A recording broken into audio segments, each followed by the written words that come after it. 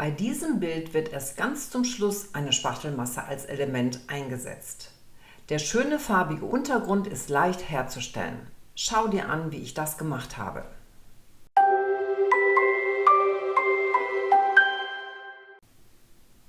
Ich habe hier eine Leinwand von 30 x 30 cm und genau genommen starte ich doch mit etwas Spachtelmasse, aber das ist Gesso, selbst gemacht. Ich habe dir hier oben nochmal den Link dazu zu dem Video reingesetzt und das nehme ich jetzt aber nur, damit ich also nicht diese ganz glatte Leinwand habe, sondern schon ein bisschen Struktur unter dem, was dann kommt.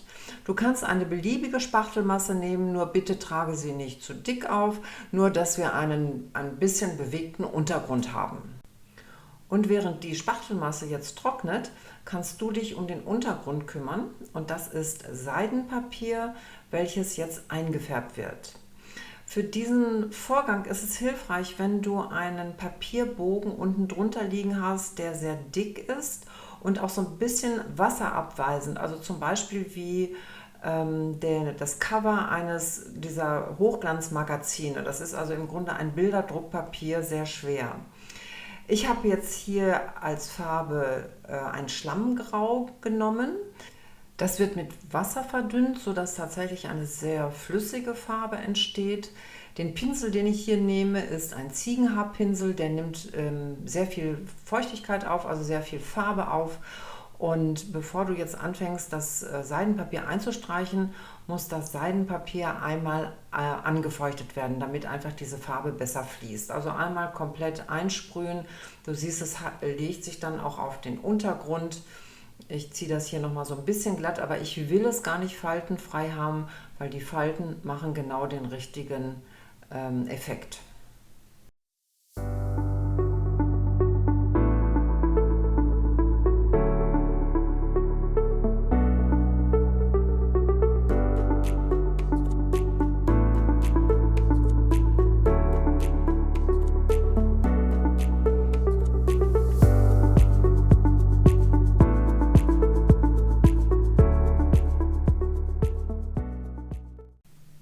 Und dann fertige ich auch noch einen zweiten Bogen an, wo ich aber auch eine zweite Farbe hinzusetze. Das ist ein Preußisch Blau, das wird auch wieder verdünnt.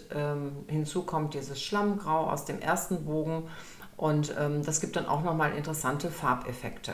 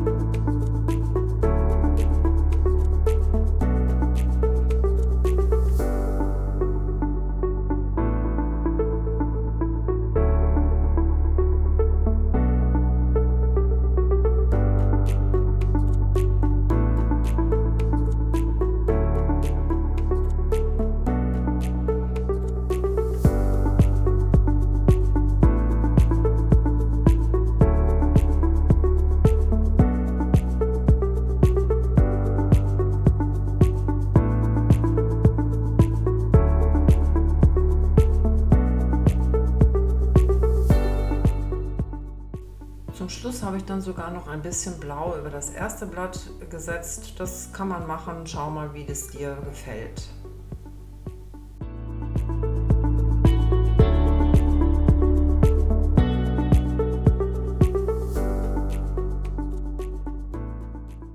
Nach ein paar Minuten solltest du dann die Seidenpapierblätter vorsichtig von diesem Untergrund lösen.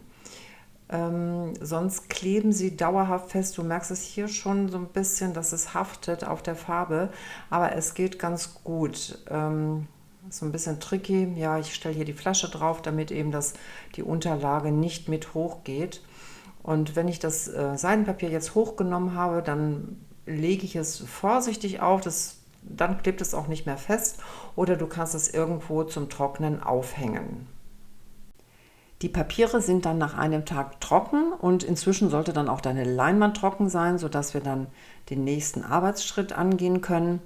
Und das Papier, auf dem ich das Ganze hergestellt habe, ist nach dem Trocknen auch sehr interessant und das lässt sich auch weiterverarbeiten. Ich denke, dazu mache ich in der nächsten Zeit nochmal ein Video extra. Das Seidenpapier wird jetzt in Streifen gerissen und dazu ist es wichtig, dass du merkst, in welche Richtung sich das Papier am besten reißen lässt. Probier das mal aus. Hier reiße ich gegen die Laufrichtung und es franzt sehr aus, wobei in der anderen Richtung lässt es sich fast ganz gerade reißen und das ist die Richtung, in der wir dann auch arbeiten sollten.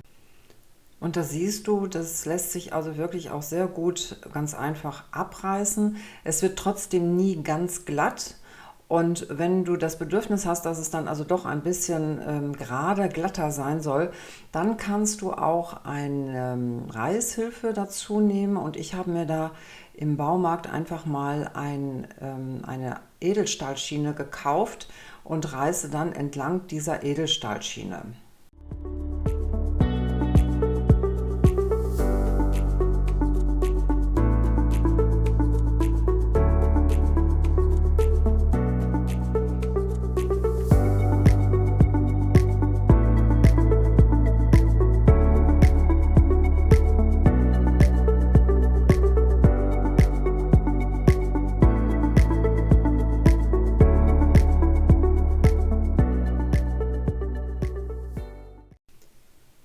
Die Papiere werden dann auf den getrockneten Untergrund geklebt. Also meiner ist sehr schön körnig, das finde ich klasse, dass es also nicht so glatt aussieht.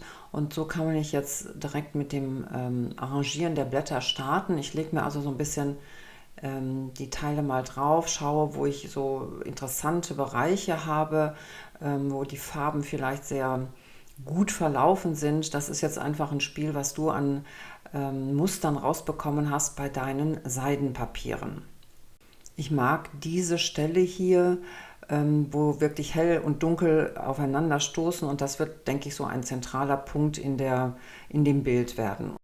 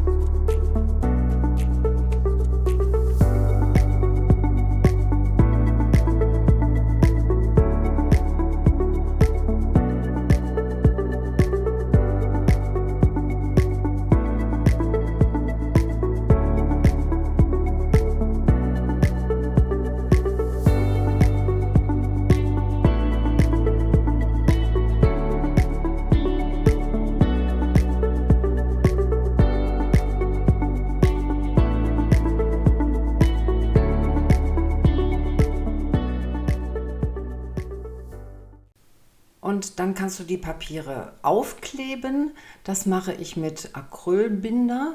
Und ich nehme nicht wieder alles runter, sondern ich beginne dann quasi lagenweise die Leinwand einzustreichen.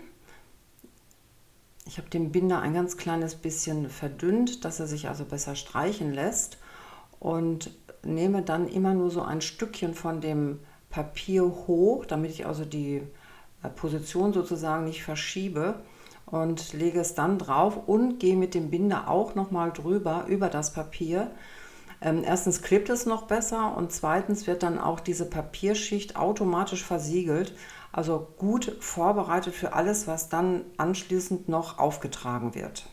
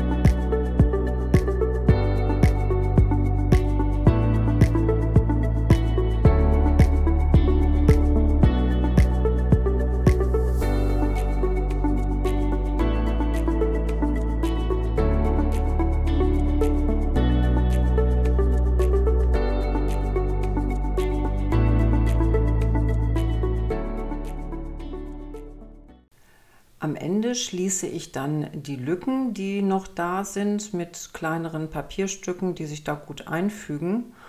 Und da jetzt alles gut mit Binder eingestrichen ist, also die ganze Oberfläche feucht ist, kann man die überstehenden Papierstücke gut abtrennen.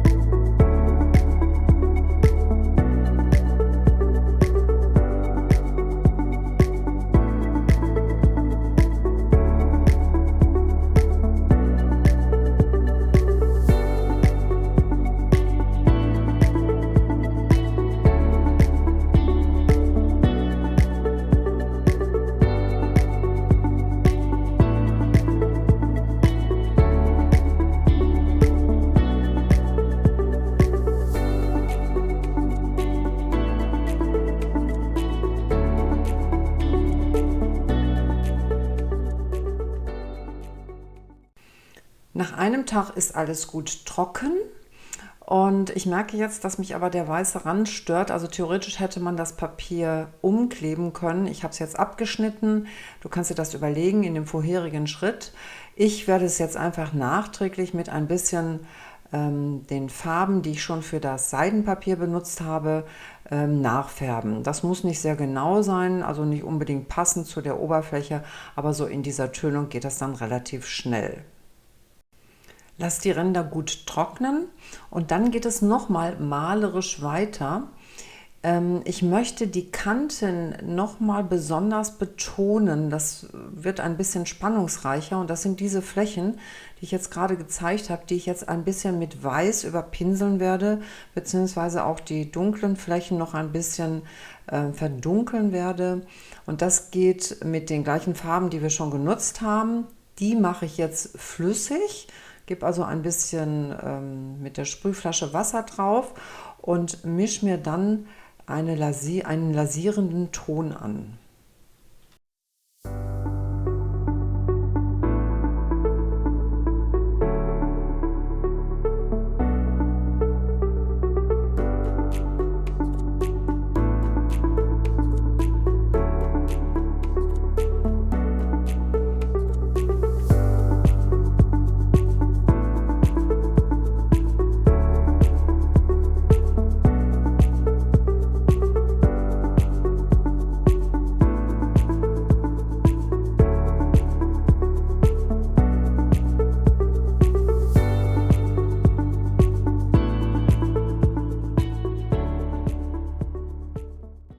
Und dann kommen die dunklen Flächen dran. Da mische ich also das zuvor benutzte Schiefergrau mit etwas Schwarz, dass es also dunkler wird.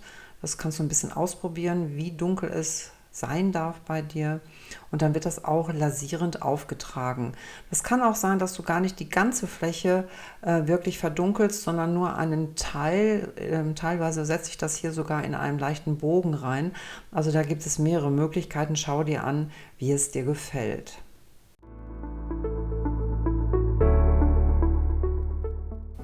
Hier nehme ich nochmal direkt Wasser dazu, um die Farbe noch mehr zu verdünnen, noch transparenter zu machen.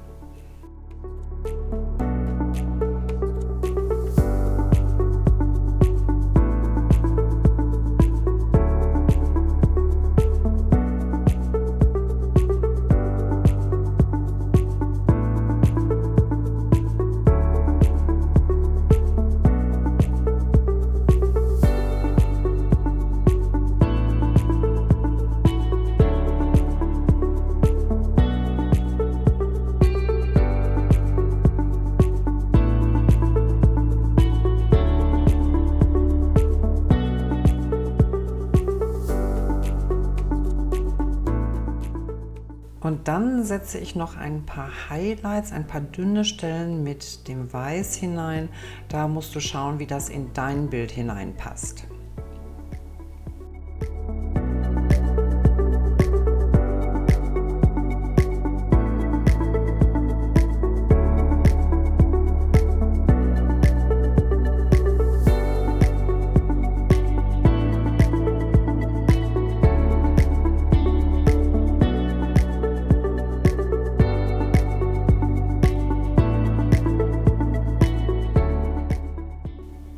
Und wenn dir das Video gefallen hat, freue ich mich über ein Like, abonniere meinen Kanal und klicke auf die Glocke.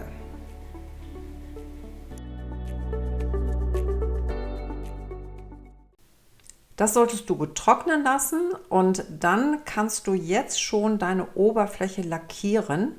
Dann ist sie gut geschützt schon und der nachfolgende Auftrag, der letzte Auftrag dann mit der Spachtelmasse, der geht auch etwas besser auf dieser geschützten Oberfläche, als wenn im Grunde noch diese Papierfläche direkt angreifbar wäre. Ich nehme hier einen matten Lack, ich gieße es einfach drauf, verstreiche es und dann bist du auch in ein paar Minuten damit fertig. Das muss noch einmal trocknen, bevor du dann am Ende diese Geste in Spachtelmasse aufsetzen kannst. Diese Lackschicht ist nach 2 bis 3 Stunden trocken. Jetzt kommt der letzte Akt. Ich mische mir die Spachtelmasse zurecht und ich starte mit einer Leichtspachtelmasse. Das ist also ein fertiges Produkt. Das hat eine sehr hohe Klebkraft. Das hilft mir hier an dieser Stelle gut. Aber es passt natürlich nicht in diesem strahlenden Weiß. Es sieht auch sehr plastikähnlich aus, da kommen wir gleich nochmal zu. Und um dieses Weiß ein bisschen besser an das Bild anzupassen, gebe ich eine winzige Spur Blau hinzu. Du siehst, das ist also tatsächlich nur eine Spitze von diesem Malspachtel. Einmal, zweimal umrühren und dann siehst du, dann wird schon daraus ein helles Blau. Da musst du gucken, ob dir das so gefällt. Du kannst eventuell noch ein bisschen Braun hineinsetzen, also das muss jetzt deinem Bild angepasst werden.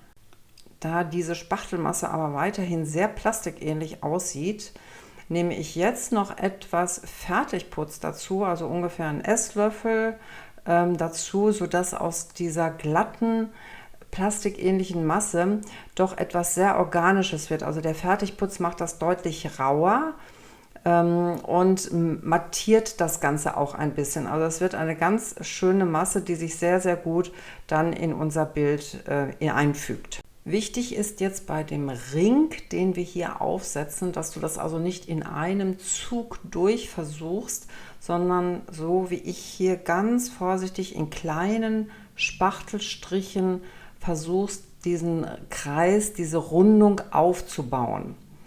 Dabei halte ich den Spachtel auch sehr, sehr leicht. Ich drücke gar nicht auf den Untergrund und das bedeutet, dass sich auch diese unregelmäßigen Strukturen bilden, weil eben der Untergrund nicht glatt ist. Und das ist genau der Effekt, den ich hier an dieser Stelle haben will und der es auch sehr schön aussehen lässt und eben nicht so massiv.